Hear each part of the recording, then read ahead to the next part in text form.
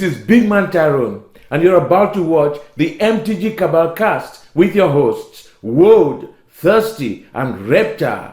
Sub to us on all your podcast networks at MtG Cabal Cast and YouTube. Alrighty guys, welcome to the newest episode of the Cabal Cast. Our topic today, something we kind of been beating around the bush for a while here the last few episodes. It's been a point brought up again and again. Basically, you know, with all these variations, all these releases, all this nonsense surrounding products right now, is speccing a dying art? And that's something that I think is kind of important, especially from the MTG Finance aspect, you know, because a lot of people that get into MTG Finance do it for the spec side, rather than the, like, I want to be a backpacker side, because it's the most accessible. So we're going to talk about basically what kind of future we think there is based on what's happening with releases and everything else. Before we get into that, though, there is an important announcement. Nothing official yet, but Channel Fireball has been sending out solicitations. Flesh and Blood Events has been sending out solicitations to vendors for GPs. We'll bring you more of that as we find out. But let's get started on speccing, or can we? Can we? So I look at this in an interesting way. I wanted to approach it from in-print sets only, starting from around Theros Beyond Death, and nobody's really sure what these variants were going to be. We heard that they might be different from set to set. We might see a lot of repeat variation, and when you break it down, I think at the end of the day, what makes speccing hard for anything printed after Theros Beyond Death really is how homogenous one can make their deck. So we're looking to sell cards to people who are buying cards, and people who buy cards want them to look a certain way. All foil, all, you know, showcase, what have you. Now, in regards to appeal overall, I find it's easiest to appeal to the LCD, and for them, speccing stays the same. But now when you look at, okay, if I'm the kind of person that wants to appeal to the whales out there, where are my whales? That's very difficult. And so when I kind of went through this, that's how I looked at it, is my lowest common denominator kind of operates the same. Where is the difficulty? And I think the difficulty is the people who want to operate in smaller marketplaces, meaning foil, that's a more narrow market. Foil showcase, more narrow. Sketches, the various versions of etched that we have. And I don't think speccing on the whole in regards to modern printed sets is dead. I think being able to cast a wide net on one card in regards to versioning and being successful, that might be dead. Okay. Because you have so many variants now.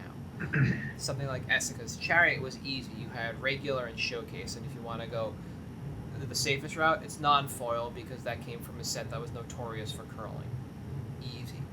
Boring game, terrible for your foils.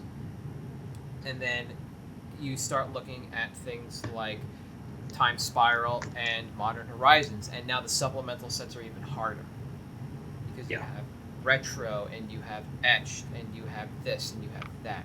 So for me and what I do, I think speccing is still available, but for somebody else whose game is a little different, that's where I think this becomes kind of a dying art. Well, I think part of it for me that kind of led me to the impetus for this and saying, like, hey, we should try to, you know, delve into this a little, was honestly because I was a foil guy. I wanted the hardest to find, most expensive version of a card that I could find. And then we get this Praetor Secret Lair drop. And prior to this, there were two cards ever printed in Phyrexian. Judge Foil Elish Norn, which was, as with all of the Judge Foils, spiking incredibly high, and the Phyrexian Swamp from Jumpstart? Yeah, Jumpstart. And then you have this Secret Lair box, which is for sale forever. That's all 6 of the Praetors in Phyrexian, that all of a sudden, now we see these, you know, this thing that was kind of like, not really, you know, soft reserve list even, was something that seems so implausible that, you know, they'll do this once in a blue moon.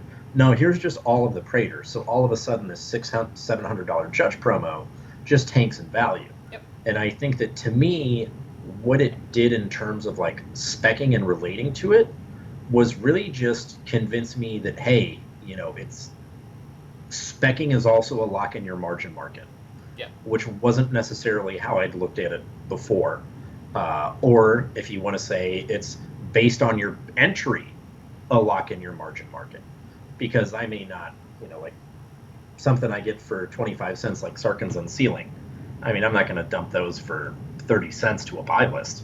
I'll wait until they hit $1 if they hit $1. Yeah. But on something like Elish Norn, that's not something I want to hold long term now. Seeing those high-end things, those like one-off promos, Soul Ring Masterpiece, for example, is not really worth holding anymore for me.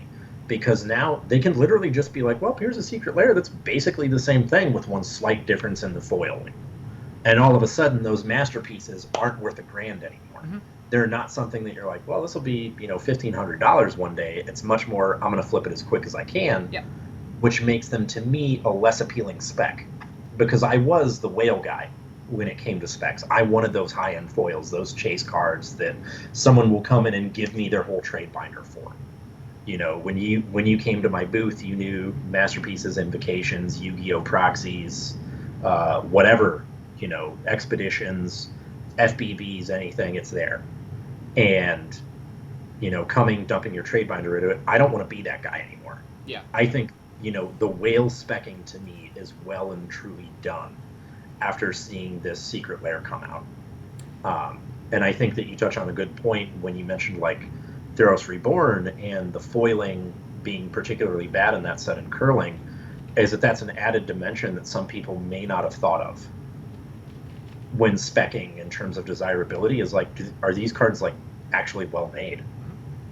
And that's something that for me has kind of entered my conscious now for like modern print run cards. Do I want to go deep on this card knowing it's gonna Pringle in a month? I bought the Bob Ross Secret Lair in foil, and that came curled, so I bought my Phyrexian Praetors in non-foil.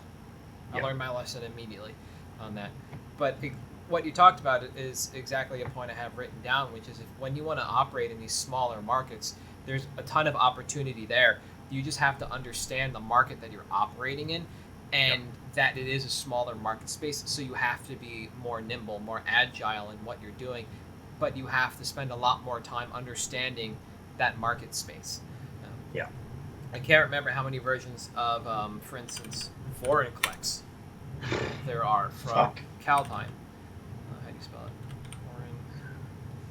Well, they both the versions take up the same slot in a pack, so there's half as many of each. Yep. So you have regular, you have a Phyrexian, you have the alternate border. Let me bring this up so people can see it. So there's the regular, then there's the Phyrexian regular, there's the showcase variant, pre-release promo, and the promo pack, right? So if you want to operate at the pimpest level, what is that going to be? It could be the Phyrexian, that's what people were going nutty for. It could be the showcase version, you don't know that. And they both come in foil, right? So when you're operating at that high level, you have to know what you're doing.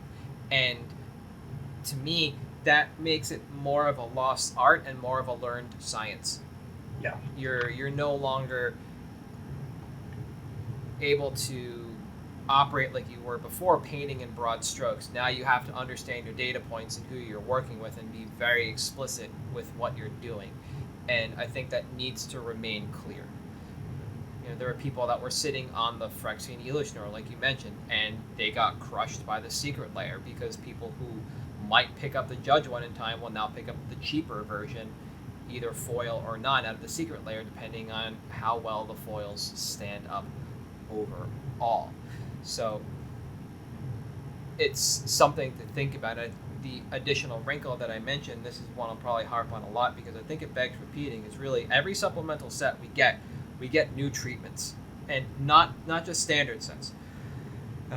Call Time has an interesting showcase, and I think is it Strixhaven that has one, but then Ikoria and Theros Beyond Death have full art, right? So variants in standard to me are less common. We're going to see more full art. So if I'm going to look to pimp spec, I'm going to go with full art because that allows people to build a homogeneous looking deck. And for the most part, that's what they're going to want to do. And it could be that the through line for homogeny is it's the hardest to find version in foil. I mean, sure. It could be, all retro frame. It doesn't matter. But people are generally speaking not going to troll you by playing one of each mountain in their deck. That's not going to be the case. So I've seen it on camera too. Marshall loved it. They were just waiting for the Arabian Nights mountain in the deck, but I don't know if it made its appearance. I used to do it with Tron and got a few over on surgicals because someone said, "Is this all your towers?" And I'd be like, "I mean, maybe." And they would just stop searching. Oh yeah. Okay. I play foreign fourth, so all of my I have all 12 arts in Japanese, and I would never get a Star City feature match for that because I know the commentators already hate trying to figure out what art is what. Now do it in a different language, right? Never. But that variant and the sheer number of variables that go into speccing on these supplemental sets is what turns me off from trying to do that there. I'll do it for myself, for my own play.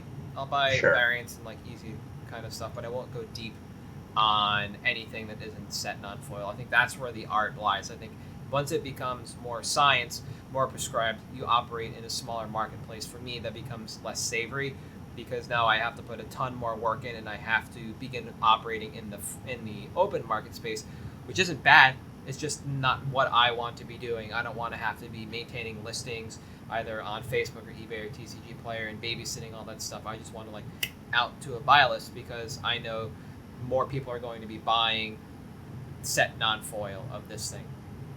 For me, that's the easiest. That's why I don't really recommend, a lot of foils or variant printings when it comes to my picks because it still allows you to cast the widest net and still be a little artistic and less prescribed with your speccing. And I think it touches on the easier out angle, which is also important because if, the thing was with, say we're sitting on 5, Elish Norn Judge promos. Yep.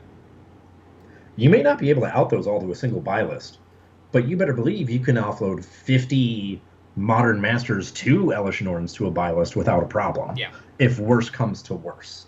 And I think that's another problem with the higher end whale specking that I constantly ran into was basically, unless it's a dual land or something that just screams every deck needs this, you're not going to be able to get rid of a whole bunch of those. You may be able to get rid of 2 or 3 at a time, and then you risk getting caught underwater with a reprint like a Secret Lair. And I think that, I like operating on buy lists a little bit more than I like operating in the open market just because time, really, and fee structures and everything else that I just don't want to keep track of to impact my prices or whatever. And I think that, having that lowest common denominator now becomes the go-to for general specking. I don't think you'll see any more, like I recommended a little bit ago, Una's Blackguard, the WPN promo, was unique art, foil, whatever. I don't think that necessarily is the go-to anymore, where you try to get here's an opportunity. It's less what's the opportunity for growth, and it becomes a little bit more of what's my opportunity for outing this. Yeah. Becomes the focus. Because you don't necessarily have the time for growth that you did before. Yeah, everything has a target at this point. Everything from 8th edition forward in the modern era of the game, we are always at risk of a reprint into standard or a large print supplemental that tanks the value of the card, either because it's rare and thus price is such, or supply finally meets demand and it states. And I think that part in particular is still where the art lies, and about being nimble and able to move from either spec to spec quickly, or try and insulate yourself by getting in or picking up quantity enough to get out fast enough that you don't have to worry about the imminent possibility of reprint, because it's very difficult to figure out what they will and won't and where it will happen. So trying to play that game is it's not impossible. We do make calls on that in our pick section. We're talking about reprint equity, but it's always a gamble. A lot of this stuff can always appear in standard for whatever reason. Well, and part of it too is thinking about like when you talk about one of the things we used to harp on with reprint equity earlier in the cast was they just printed this card. Yep. They're not going to reprint it for a little bit, but then prime example, Sarkhan's Unsealing within a year got a reprint in a supplemental set, so all of a sudden that's out the window as well, and it becomes much more because your past few picks for the past few episodes have all been pre-modern EDH stuff. Yep. That's just like, all right, yeah, this is where we're going to go. And I think that's what you're going to see is a lot more emphasis that, like, we want to go pre-modern with specs for more reliability at this point. Yeah. It's definitely something to think about. And it's like a lot of this conversation goes without saying that anything any set that involves a reserveless card is basically kind of not reprint proof. We're not going to see a lot of it come through because it just doesn't fit the nature of the gameplay anymore. Cards were designed so poorly that upcycling a lot of this stuff is going to be a difficult task. Yeah. So, I'm going to tell Jordan Outpost isn't a reserveless card, but you're not going to get a reprint because it's so bad in comparison to what we already have access to. It's just going to be an embarrassment to put it in a standard set. So, speccing on that pre-modern era of cards, generally speaking, should always pan out in the long run. It might not be short-term gains just because you got to wait for demand to catch up. So if you're speccing on something kind of sight unseen in that regard, it'll be difficult, but you should be a little insulated otherwise. Yeah. There's always something weird that you can pick up on or buy into. They're not going to do Time Spiral Remastered that much more often where you have to worry about that weird slot and what they decide to put in there. Like Enduring Renewal or whatever the white enchantment is that makes the Fruity Pebbles combo possible wasn't good enough to go in that slot because it never affected gameplay, but they decided to put it in anyway, so it's a modern legal card now and it really does nothing for the format. Although we did get Goblin Bombardment. Yeah. So. No, don't get me wrong. I do like the bombardments in there, and it has the opportunity to do things. You just have to figure out if playing Yawgmoth and Gravecrawler is better or worse than Bombardment. Yeah. I mean, you also had... Geralf's Messenger. Oh, yeah, Geralf's Messenger. You also had, to be fair, Necro in that deck, which we're never getting. No, not at all. That's also important. But yeah, it's less that speccing is dead and more that the art has fundamentally changed. And what is a safe bet, or what becomes, all right, this is just inventory, as opposed to I'm throwing this in a 5K and forgetting about it. Yep. And, that said, you will occasionally see something like Shink of the Blood-Soaked Keep, where all of a sudden, like, oh, I had this in a bulk box and suddenly it's worth $100 because somebody at 15-2'd in a league with it. Yep, yeah. Or challenge or whatever. And it's like, all right. But that is far more the exception than the rule, which is not how it used to be. Yep. No, I do like the point that you just made about inventory, because there have been personal calls that I've made where I've picked up 4 of a card in non-foil for myself and then another couple copies in foil for inventory for when something inevitably popped in Modern. So I forgot what the Lorwyn Goblin is that tutors to the top of your library. And this is when we got Ringleader in Standard. I bought a bunch of that in foil. And I fell backwards into that foil popping from nothing to over $15 because of Conspicuous Snoop. Yeah. So forever, that card sat in inventory waiting for goblins to pop as a deck. And then I was just handed and out. But it was never truly, it was spec, it was meant more for inventory because it had opportunity to see play. The deck just had to come around. Yeah. And I think that's the other thing that I struggle with sometimes is I don't necessarily keep up with my spec box to see what should become inventory. Mm-hmm. I have like a periodic every 3-month check. What's this at? What's this at? What's this at? What's this at? Yep. And I probably should just pay more attention and be like, oh, all right, well, all of a sudden we got Goblin Recruiter in Standard.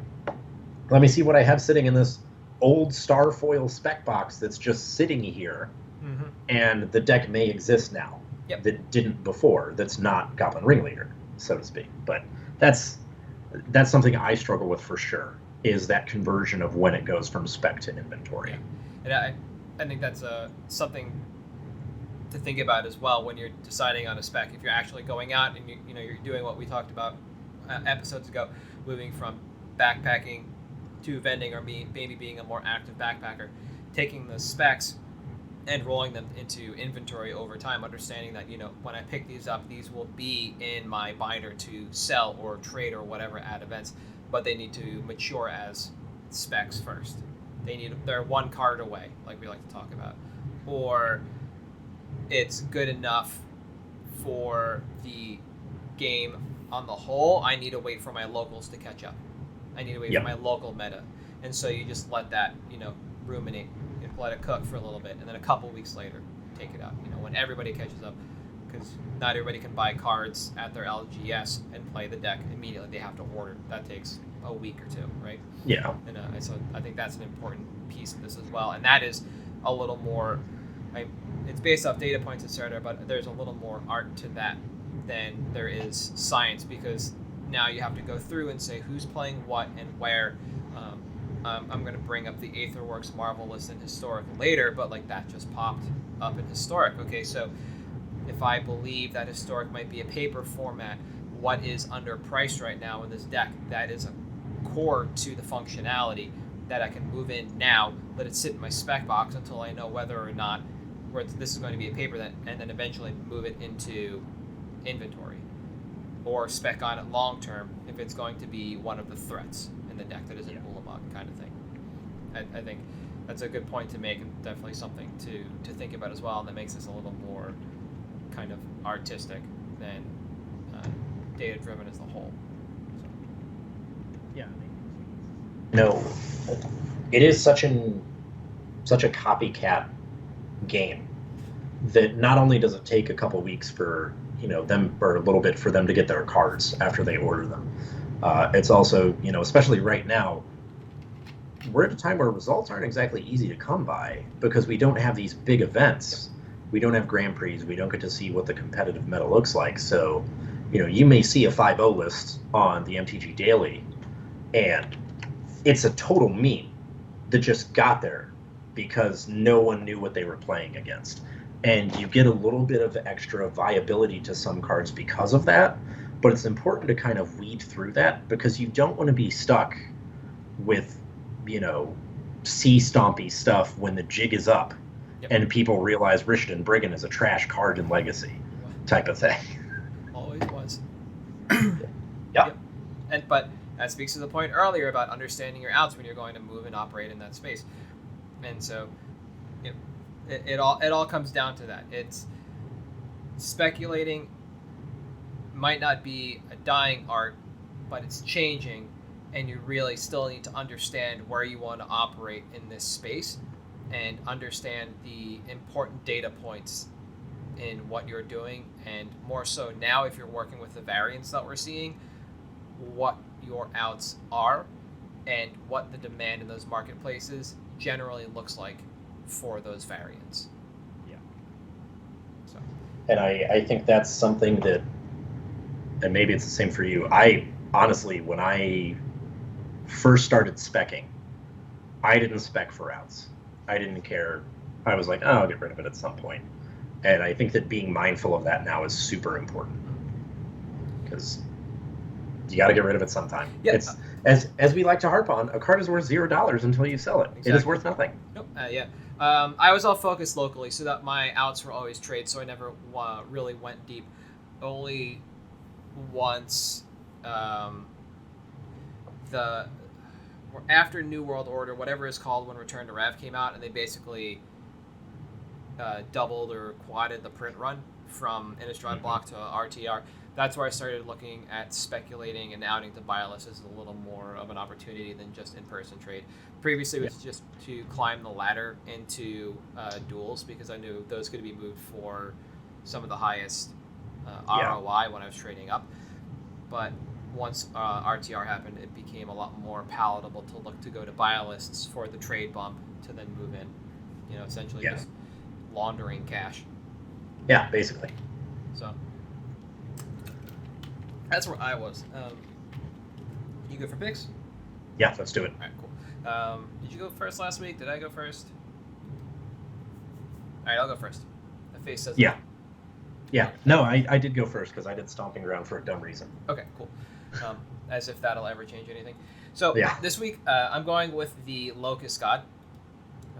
One of our 3 gods from Hour of Devastation. And when you look, it peaked basically after Standard, right before Modern Horizons, because we got a bunch more draw stuff. We got Niv Mizzet in the Rav set, and that kind of like tied the whole room together. And from there, it's just been a story of reprints in Commander decks, and then this nice plateau that we kind of hit at the tail end of 2020, and a slow slide into mediocrity that we have to today. So right now this sits about $4 market, and it's been about this price, hovering between 320 and 360 market for the last 2 months. So this hit my list in June, and I finally decided to pull it off, because I think we're coming up on a time now where that the buy list number has held steady for long enough. Buy list quantity has increased enough, and more people are seeing a higher churn in quantity on TCG Player, that more copies have begun to hit the market, that people are finally pulling copies out. So right now we're kind of buying to the plateau, which is where I want to be. So this card overall, it's a finisher for Spellslinger decks that are reliant on card draw. And I expect this to make the cut in every list that isn't slanted towards a competitive game. So, this costs 6, Niv Mizzet costs 6, Talrand costs 4. All these compatible cards cost a lot. This is not a competitive deck like the Spellslinger version of the deck. This is great within the 99, which is exactly where I expect it. Deck's helmed by Niv Mizzet Perun. Actually, let me bring us up some pictures here. Skip past that for right now. So, deck's helmed by Niv Mizzet Perun, Riel the Everwise, Urix the Writhing Storm, etc. They can house the Locust God as a premier finisher within the deck because they promote the drawing of cards. With the addition of the Hey, we're flipping General Yusri Fortune's Flame from Modern Horizons 2, which just came out. So this is going to be a little bit of a bump, and I'll bring it up. Basically, Yuri says whenever this card attacks, you choose a number between 1 and 5. You flip that many coins. For each flip you win, draw a card. For each flip you lose, it deals 2 damage to you. If you win 5 flips this way, you may cast spells from your hand this turn without paying their mana costs. So it's omniscience for a turn for everything you draw for the rest of everything in your hand from now until the end of turn, whether you drew it prior to attacking or after. Yeah. So this card I expect to bring a little bit of a push to the Locust God, and overall this card ages like a fine wine, as again WotC continues to make great cards for the aforementioned Spellslinger and Draw 7 style of decks. I did mention Urix also on here, not in the Pain Artist, but there's Nekasar, the Grixis General, that punishes your opponents for drawing cards, right? It just goes hand in hand with the Draw 7 theme. And the other important part about this card, and it's something I often forget, is these tokens have haste. They have haste. So if you just fork a bunch of wheels, all those tokens that you generated can just clear out the board. It's actually a tighter closer than a lot of people expect. So right now, Card Kingdom's retail is right around the market price, yet their buy list amount and quantity has rebounded over time. So this pretty much tells us that the market can bear the approximate $4 price tag, but I don't think this is going to last long. I expect without another Commander reprint, we'll be able to get out to buy list within about 6 months. And this card just appeared in the Teamer Aetherworks Marvel list in Historic, the event that happened this past weekend, which it's not an immediate driver, but could be if we see continued support of Historic, continued abandonment of Pioneer, and the possibility of Historic in paper at whatever iteration of Magic Fest we get in the future. So these last couple of sentences are really important. So this Historic event was in a dead format because nobody really is going to be playing Historic at a competitive level again on Arena until WotC announces something new. Format's dead. Okay, we just returned to paper. Interesting. WotC just announced that they're abandoning Pioneer Masters on Arena, and like we told you at the head of this episode, we're going to see Channel bringing back Magic events. I expect Star City to do so too.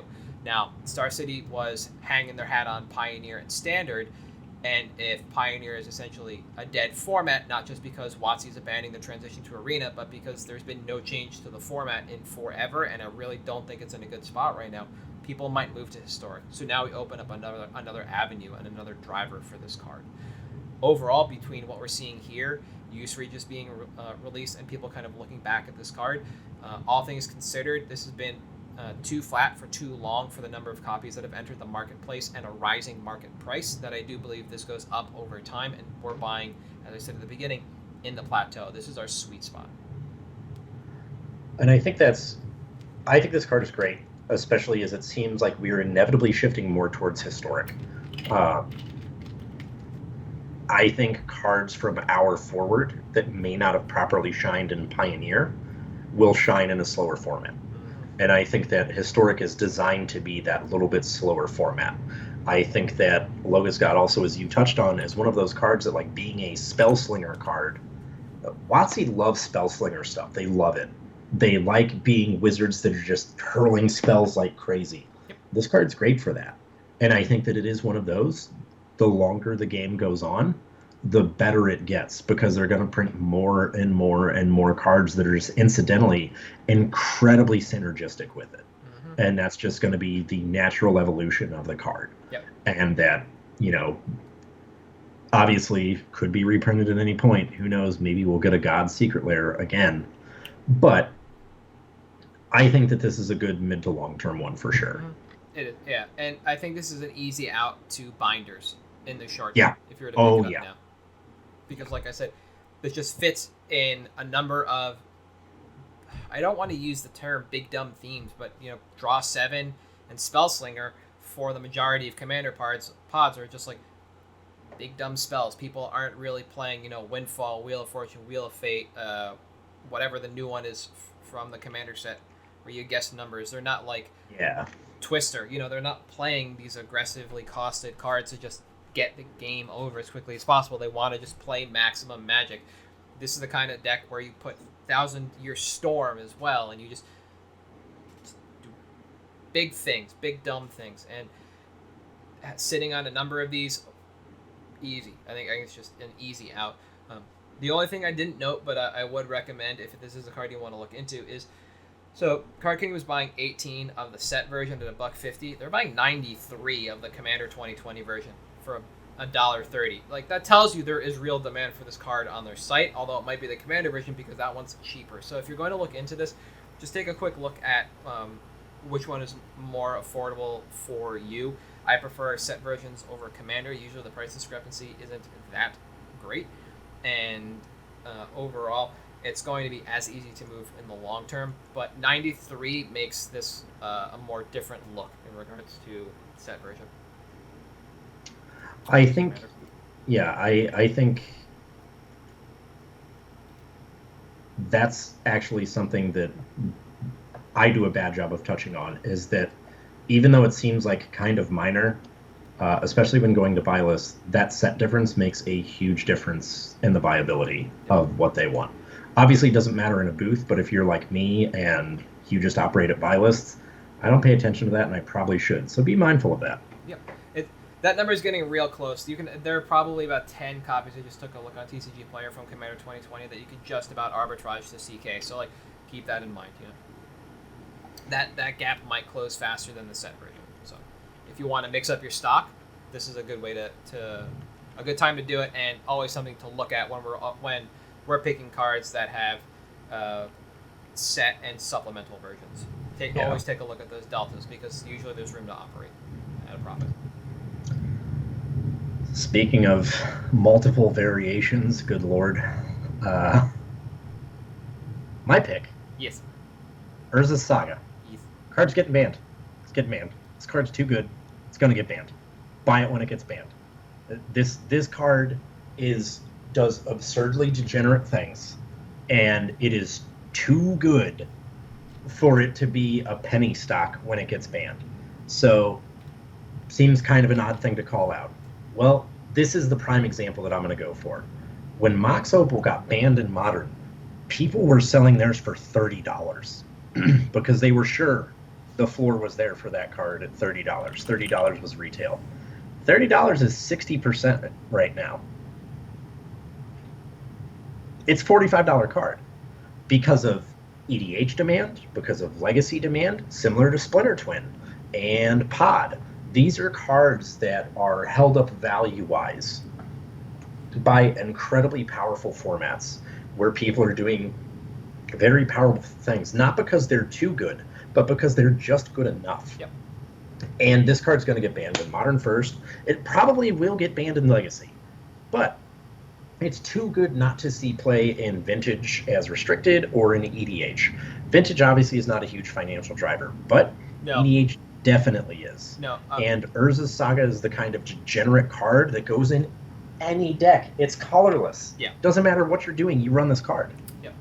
I like talking about this card because in general, people are like, yeah, whatever, it just does things. And I have two examples. Find the spell you can counter. Urzas Saga, Expedition Map, Cavern of Souls, Primeval Titan. Okay, here's the other one. Urzas Saga, Time Vault. Right, Time Vault costs one? Key does. Key. Okay. Yeah, Vault's 2. Okay, I was like, Vault is either 1 or 2. Oh, yeah. It's the same thing. Like, when you do that, you're just like, I'm going to put my combo onto the board for in an uncounterable way, not for free, but at a cost. And especially in Vintage, it plays along with the plan of playing a lot of artifacts. So the second, what are they in sagas? Yeah, 2 creative. Second chapter. Yeah. Plays into Vintage. I think it's kind of a no-brainer that this gets banned. And then in Modern, at least, in Vintage, obviously, like we said, is restricted because this just becomes somewhere between a 2 and 4 automatically, and you just continue to enable stacks, I guess? I don't know. Yeah, I mean, I just think that it's like Smuggler's Copter, right?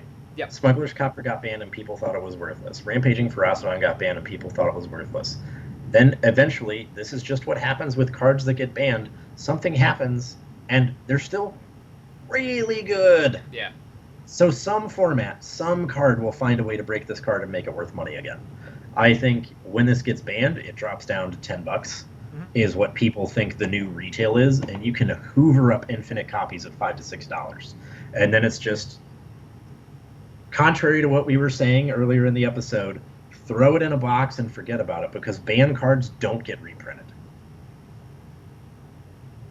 No. Splinter Twin got reprinted. No, it was reprinted before it was banned. Oh, true. Yeah, it was. That was the card I was thinking of. Yeah. It honestly was. I was like, But no. Free the political prisoner. Yeah. Why though, Watsy? No, I like. It's not good enough for Modern right now. It's not. Splinter Twin should not be banned. It's bad in Modern. Whatever. You were right. It is actively bad. Bubbling up the thought process is always something I like to do, because more often than not, people forget how lucrative it can be to buy into the ban as opposed to the unban, because the unban is always flashy. The unban tends to make you money in the short term. Not a lot of people think about what happens to the card that was banned in the long term. And this serves as a really good reminder for people. Yes, you have to sit on your hands with this. You can't just take action on it immediately, because you'll either break even or lose in the long run. If you're buying it, $20 to $30, $25 to $30, whatever the price of this card is, a TCG player. But if you do start buying in that window, 0 to 24 hours after the banning, that's where you lock in your profit margins. Here's a prime example that's even better, I think, than Mox Opal. Deathrite Shaman was actually banned in every format except EDH and Vintage. It was, you could pick them up for $0.25 all day long. Yep. All day long. It's a $6 buy list right now on Card Kingdom. $6.40 cash for Eternal Masters, $5 cash for Guilds of Ravnica. That's ridiculous. That was $0.25. And I think the only format that plays it right now is Pioneer and EDH. That's it. Yeah. Double checking on this. that is a prime example of this is something that, okay, here's what we're basically looking at doing with Urzas Saga, because I think it is going to be in a similar boat where it's basically banned in everything except Vintage and EDH. Yep. Card's great. Yeah, you can call Vintage as a pillar holding up Deathrite Shaman, but I really don't think you can point to that as a driver. No. But yeah, I think it's a great, solid pickup, and I think it's worth paying attention to. I agree. And like I said, I think even if people don't move in immediately on Urzas Saga, I think this serves as a really good reminder that there's opportunity everywhere. You just need to remember under what rock to look. And yep. This represents a high-profile instance where people are going to be able to make a decent amount of money off of a banning. You just have to wait and see. Who knows? Maybe next week. When is our next? Wait, did they not announce BNR announcements anymore? No, they haven't done an announcement to announce the next BNR yet. Okay. I think we're waiting. Yeah. Okay. I would agree with this card's going to get banned. When it gets banned, hop on it right away within 24 to 48 hours. Exactly. Everyone's going to be salty and like, I don't want this card. Get it out of here. All right, great. Snipe them. Yeah, same. All of them. Yep, agreed. And I think if Ragavan goes as well, we just tack another one on here. I think if Ragavan goes, then it's the same thing. You just pick it up. I think that card is underexplored in older formats right now, and I think it absolutely holds. It can hold water. And it is an insanely good combo general in EDH. Yep. So yep. Also. So those are the two that I expect action on, and thus the two that I think you're going to be able to move in on and pick things up. In regards to what version, per the conversation we had this cast, that's kind of on you. For both of these, I would just go standard set version. That's what I play. That is my audience. Is the lowest common denominator. There's only a sketch version of Urzas Saga, as we found out earlier this morning, and Ragavan comes in like every iteration. So that one, and they're all foil. So again, that one's on you. Although I do think the alt full art, whatever. Yeah. It is the more appealing one to me. If I was just gonna buy something pretty. Yeah. So, but I'm not you. You're not selling your cards to me right now. Maybe later. Whenever. Maybe in Dallas. Yeah, maybe in Dallas. But I think that's gonna be it for this week. So we got anything else? Nope, I'm good. All right, cool. Then you've been listening to MTG Cabal Cast, and you can find the cast on YouTube. You can reach us on Twitter at MTG Cabalcast. We are also on Facebook at MTG Cabalcast. If you would like the audio version of the podcast, that is on Apple Podcast, Google Podcast, Audible, Stitcher, and Spotify. I am at Halt I Am Reptar on Twitter. You are... And Thirsty Sizzler. See you next week.